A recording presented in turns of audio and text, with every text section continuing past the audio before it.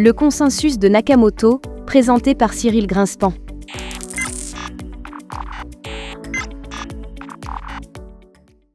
En vérité, la quantité x égale n' de S de Z n'est pas égale à n' de espérance de S de Z. Le calcul de la loi de X peut se faire rigoureusement. C'est une loi très connue depuis au moins les travaux du mathématicien et philosophe français Blaise Pascal au XVIIe siècle. Il semble en effet être le premier savant à en avoir fait mention.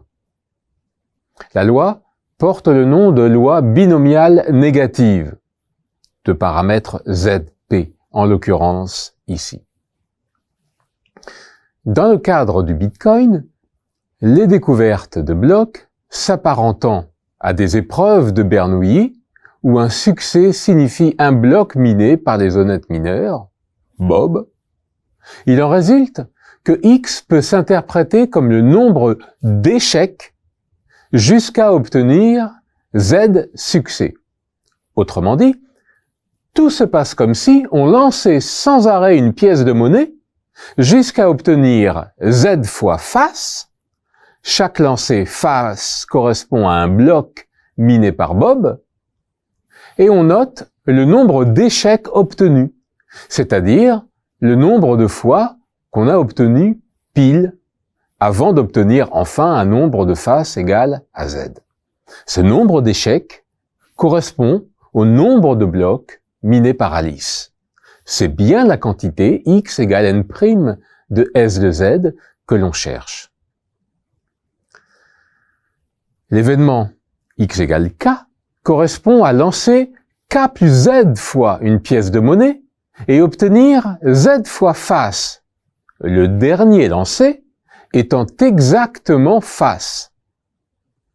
Pour les autres faces, il y a autant de possibilités que de choisir z-1 place parmi les k plus z-1 premiers lancés.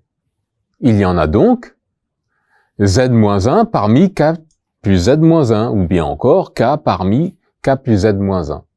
Donc, la probabilité d'obtenir x égale k est égale à k parmi k plus z-1 multiplié par p puissance z fois q puissance k.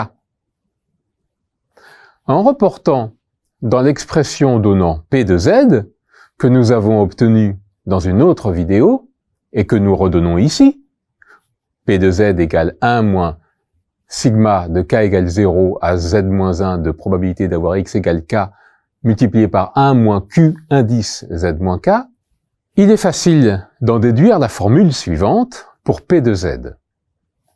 P de z égale 1 moins sigma de k égale 0 à z-1 fois parenthèse, p puissance z fois q puissance k moins q puissance z fois p puissance k, fermez la parenthèse, multiplié par k parmi k plus z-1.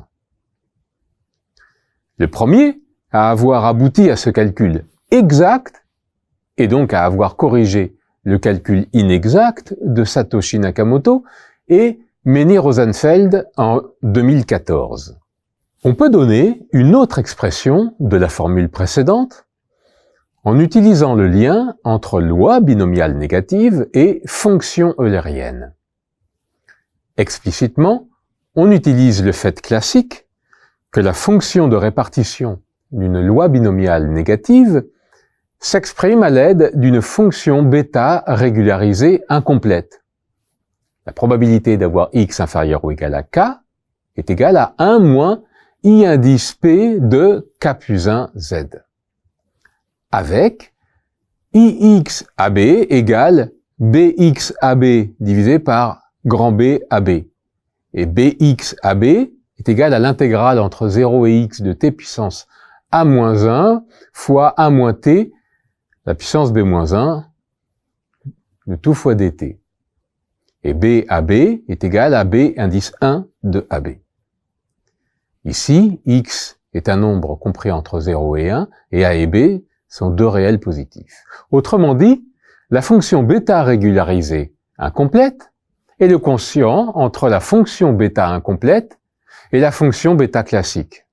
La formule que nous avons obtenue s'obtient par exemple en intégrant par partie bx à b. Elle s'écrit également somme de L égale 0 à K de P puissance Z Q puissance L fois L parmi L plus Z moins 1 égale 1 moins I indice P de K plus 1 Z.